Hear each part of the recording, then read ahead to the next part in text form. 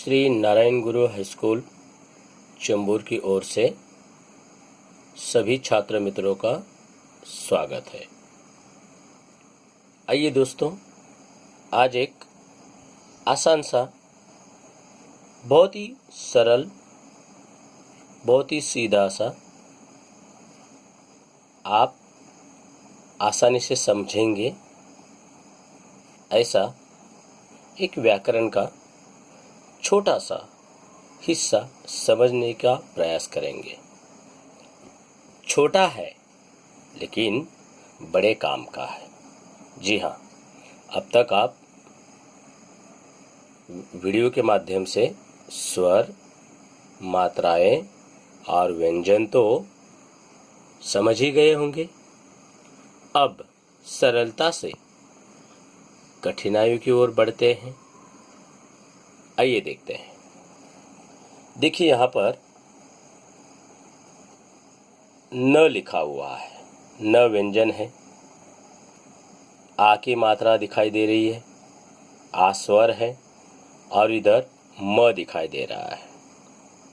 जी हाँ, तो अब हम व्यंजन और मात्रा और फिर व्यंजन, न, आ की मात्रा ना और म, यानी हमारे लिए नया शब्द बन गया नाम।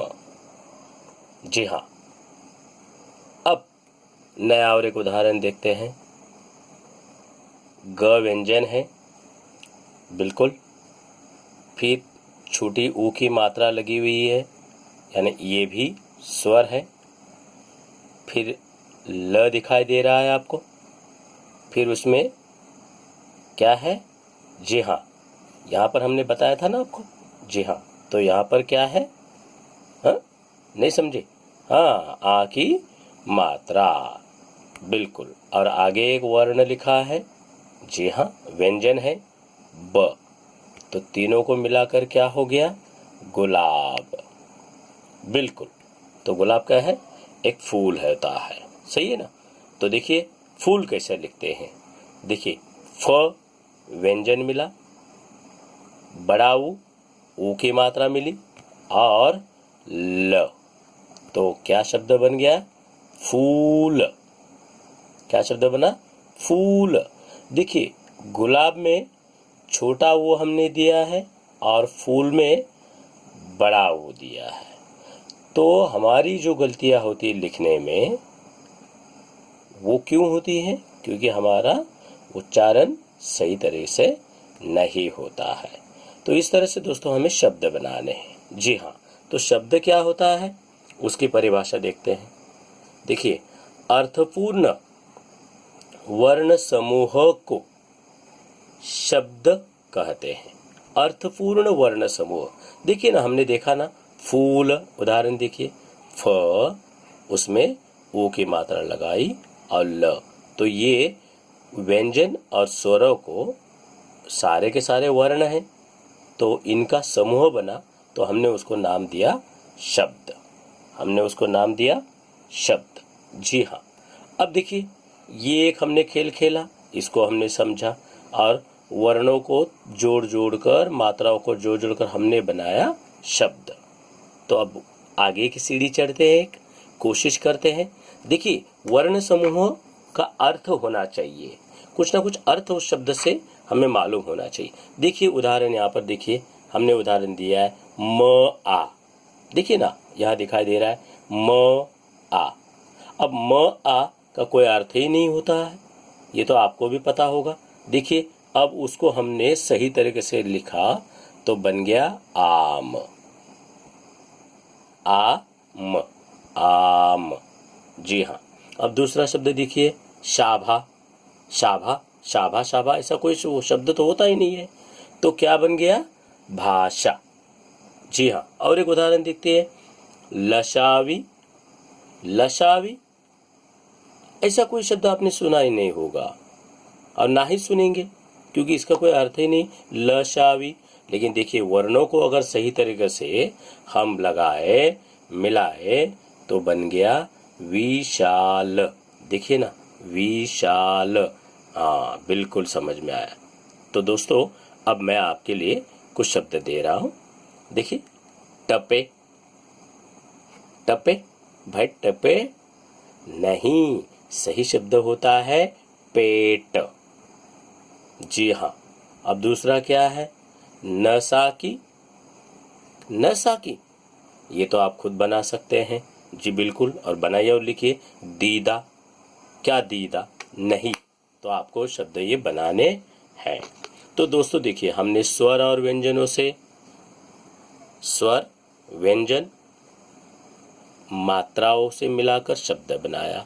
अब शब्दों से हम वाक्य बनाएंगे, छोटे छोटे वाक्य बनाएंगे। अब पहले वाक्य क्या होता है? देखिए, सार्थक यानी अर्थपूर्ण शब्दों के समूह से वाक्य बनते हैं। जी हाँ, उदाहरण देखिए, सुंदर है गुलाब फूल एक।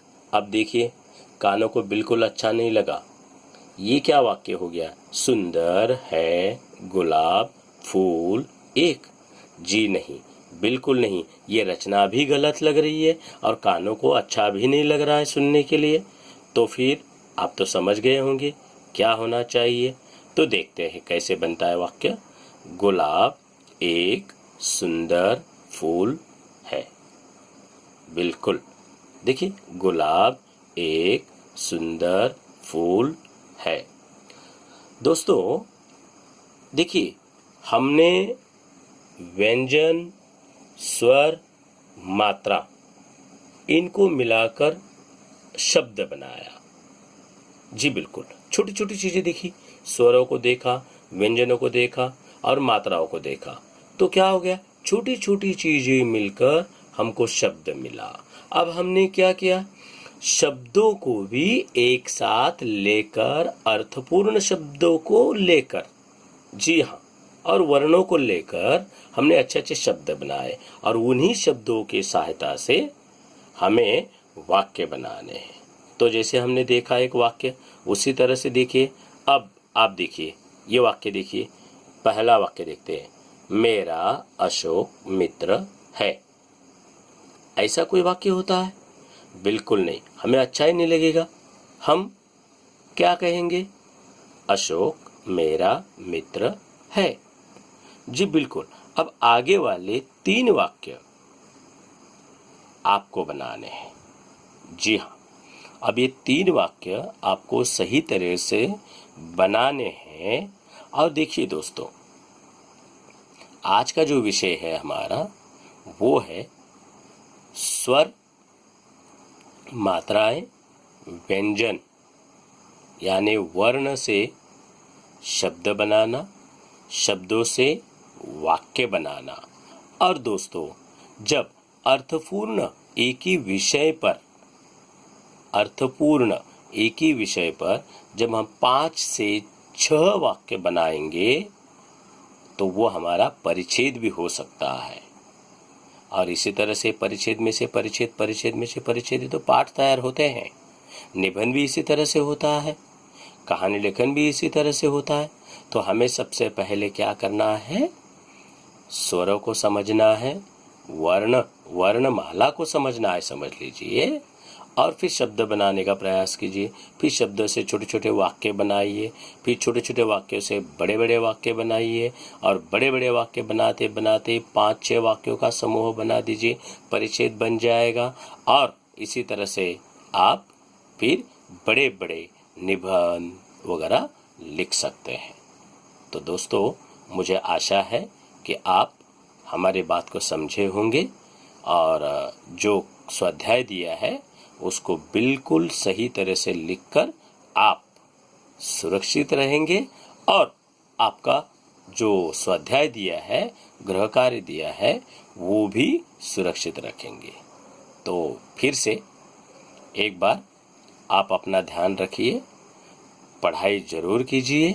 जी बिल्कुल, पढ़ाई के बिना कोई दूसरा रास्ता नहीं है। तो पढ़ाई करनी है घर में बैठकर। जी बिल्कुल, और उम्मीद करते हैं हम बहुत जल्दी मिलेंगे। हाँ, दूसरी वीडियो के लिए आने तक इंतजार कीजिए और तब तक अपने इस दोस्त को आज्ञा दीजिए। धन्यवाद।